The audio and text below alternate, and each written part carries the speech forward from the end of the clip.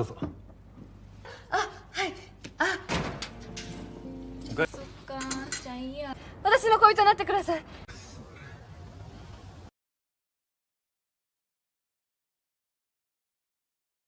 Film ini menceritakan seorang gadis yang hanya memiliki umur tinggal 1 tahun lagi, karena memiliki penyakit yang cukup parah. Karena hal itu, ia menginginkan sisa hidupnya diisi dengan penuh kebahagiaan. Ia bertemu dengan seorang pria yang mampu membuat hatinya merasakan sesuatu. Karena belum terlalu dekat, gadis tersebut hanya mengajak pria tersebut untuk menjadi kekasih kontraknya dan menjalani hari-hari mereka layaknya sepasang kekasih beneran. Seiring berjalannya waktu, mereka benar-benar saling jatuh cinta. Tapi apa yang akan terjadi setelah umur gadis tersebut akan berakhir? Mari kita cari tahu bersama, dan ini dia alur ceritanya. 声出してけよ、声。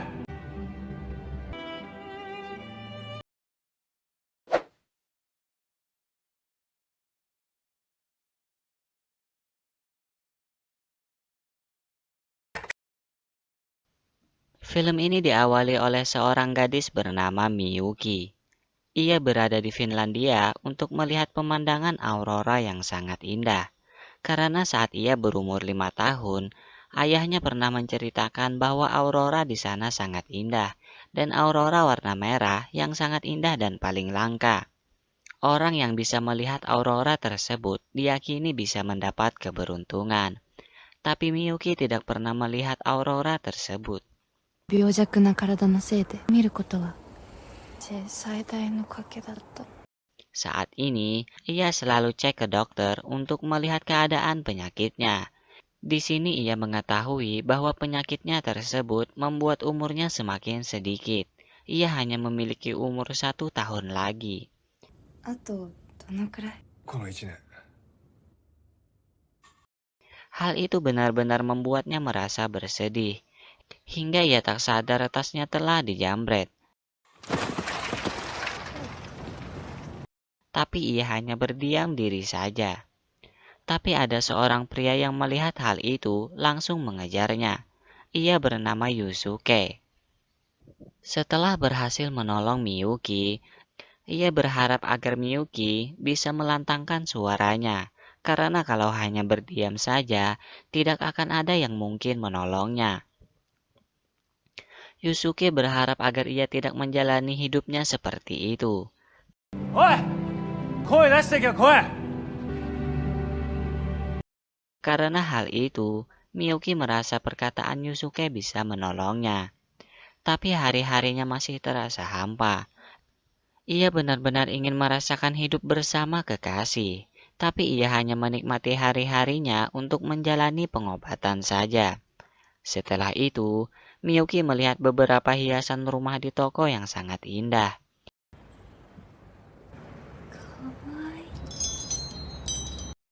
Di sana ia kembali melihat Yusuke. Diam-diam ia ikuti hingga sampai ke sebuah kafe. Dan diam-diam ia masuk. Disinilah mereka kembali bertemu. いらっしゃいませ。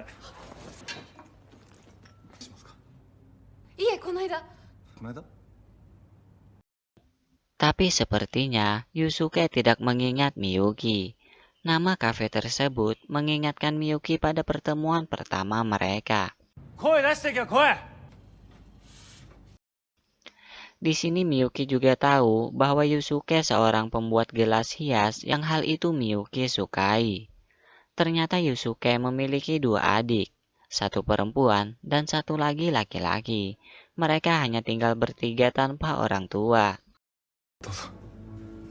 どうですか。あ、大丈夫です。 Tanpa sengaja, Miyuki mendengar pembicaraan Yusuke dengan bos kerjanya, bahwa kafe tersebut akan ditutup, karena bosnya harus menjualnya karena sangat memerlukan uang. なんですから。やめろ、ユースケ。 Dengan mengingat kebaikan Yusuke sebelumnya, dan waktu hidupnya yang tinggal sedikit, di sini Miyuki ingin Yusuke menjadi kekasih kontraknya, dan akan membantu masalah keuangan kafe mereka. Ia ingin kontrak tersebut berakhir dalam waktu 1 bulan saja. 出します、100万円。関係ないだろ。恋人になってください。1ヶ月でいいのね。なんだよそれ。 Hal itu bisa membuat Miyuki kembali semangat, karena Yusuke menerima kontraknya. Dan hari itu, hari pertama mereka jalani seperti sepasang kekasih. Walaupun sedikit canggung, Yusuke benar-benar masih tidak mengerti semua maksud dari Miyuki. Ia hanya menjalani sebagai kekasihnya yang benar-benar menyenangkan dan dibayar dengan uang yang banyak. Hari itu mereka habiskan dengan berjalan-jalan dan senang-senang bersama. Walaupun Yusuke harus pulang sedikit telat dari biasanya, dan sedikit membuat adik-adiknya kesal. 俺もこれもお前らのため。 Keesokan harinya, ia akan menjalani harinya bersama Miyuki lagi. Di sini Miyuki sedikit merubah penampilannya dengan pakaian yang lebih cerah, berharap agar Yusuke bisa memuji penampilannya. Walaupun Yusuke awalnya berlagak biasa saja, tapi akhirnya ia benar-benar memuji penampilan Miyuki. Hal itu membuat Miyuki merasa senang. Setelah itu, Yusuke mengajak Miyuki ke kafenya dan mengenalkan kepada bosnya bahwa Miyuki adalah pacarnya. Di sini terlihat mereka semakin dekat. Setelah mengantarnya pulang, ternyata adiknya Yusuke melihat mereka dan terlihat ekspresinya seperti kesal.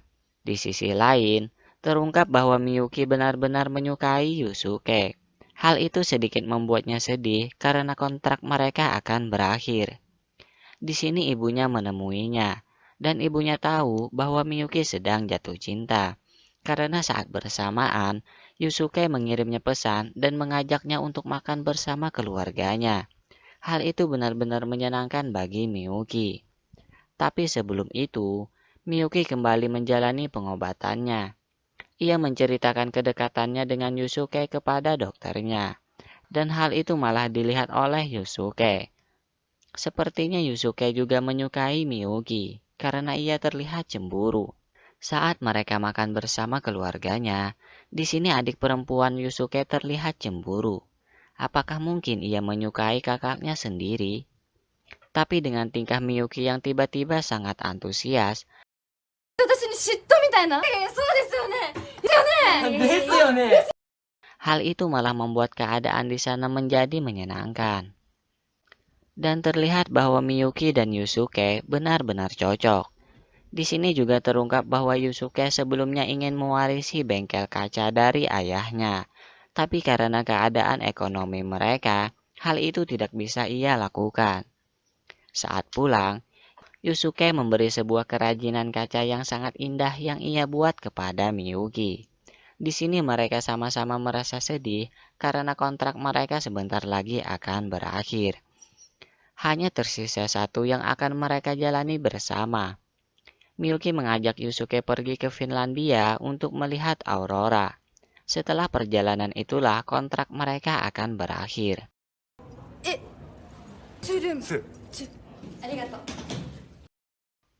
Dengan mengingat sisa hidup Miyuki, ia kembali menikmati hari-harinya bersama Yusuke dengan tetap tegar. Di sini terungkap bahwa Yusuke benar-benar sudah menyukainya. 恋人。 だね。 Hal itu kembali membuat Miyuki merasa senang. Hari-hari mereka di sana benar-benar sangat menyenangkan, walaupun Miyuki sempat merasakan sakit di dadanya karena penyakitnya. どうしたの？なんでもない。 Tapi hal itu ia sembunyikan dari Yusuke. Setelah pulang kembali ke hotel, di sini sebenarnya Yusuke ingin mengungkapkan perasaannya.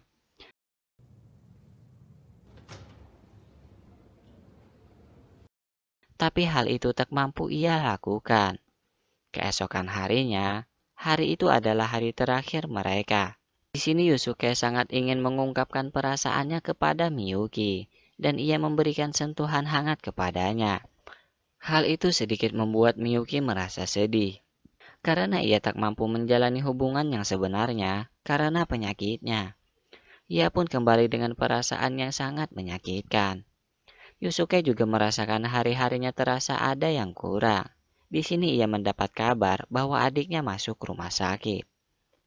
Di sisi lain, Miyuki kembali ingin pergi ke Finlandia dan untuk melihat aurora warna merah. Dan di saat itu pula, Yusuke menemui adiknya, di mana rumah sakit tersebut tempat Miyuki menjalani pengobatan. Disinilah Yusuke kembali melihat Miyuki.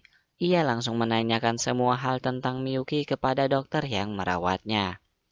Disinilah Yusuke tahu semua alasan Miyuki hanya ingin menjalani kontraknya dalam waktu 1 bulan saja. Itu karena penyakitnya. Tapi karena ia benar-benar menyukai Miyuki, ia langsung pergi ke Finlandia untuk menemuinya. Walaupun sedikit mendapat masalah di perjalanannya. Saat itu Miyuki sedang menunggu pemandangan aurora. Ia berharap bisa melihat aurora warna merah. Walaupun penyakitnya kembali membuatnya merasa sakit. Di sisi lain, dengan susah payah Yusuke melawan semua hambatan yang menghalangi jalannya untuk menemui Miyuki.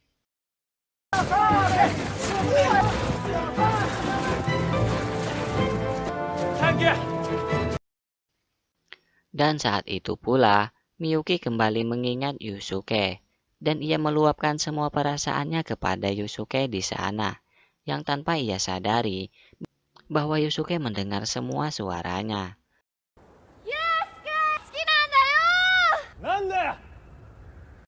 Miyuki tidak menyangka akan hal itu. Dengan pemandangan aurora, mereka akan menjalani hubungan sepasang kekasih hingga akhir waktu. 恋人だろ。やり直しだよ。いつまで？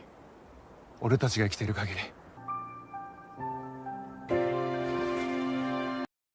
Film pun berakhir. Ada yang baper nggak nih? Komen ya. Dan sampai jumpa lagi.